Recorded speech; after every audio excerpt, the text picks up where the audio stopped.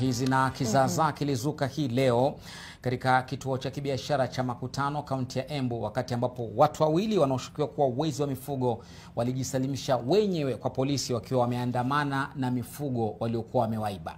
Na hii ilitokea baada ya mmoja wao walioiba mifugo kutafuta usaidizi kutoka kwa mganga wa kienyeji ili kupata ng'ombe wake. Ripota wetu Margaret Kimathi alishuhudia na akaandaa taarifa hii.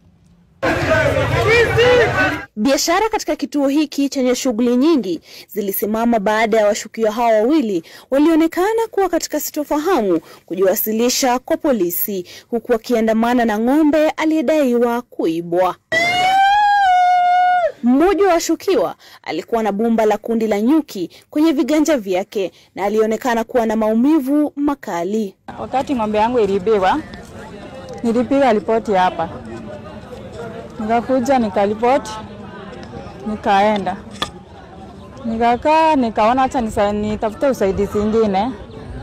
Ndio nikapigia dokta.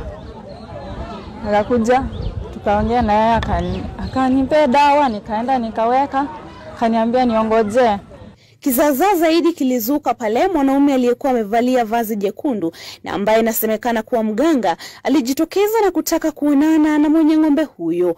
Muda mfupi baadaye, mwanamke wa makamo alijitokeza na kuangaza kipande cha karatasi ili kudhibitisha kwamba alikuwa ametoa ripoti ya ng'ombe aliyeibiwa katika kituo cha polisi siku ya Jumatatu. Sikia vizuri. Nafurahia ng'ombe yangu imepatikana, imerudi. Sija na kitendo leo nasikianga, lakini leo nimekubali kujionea. Muda mfupi baadaye, mganga huyu alitoa vifaa vyake kuwahudumia washukiwa, huku umati ukikusanyika kushuhudia iwapo kweli ganga za mganga zingewaacha wawili hao na matumaini. Sasa akamwambia baada ya wiki moja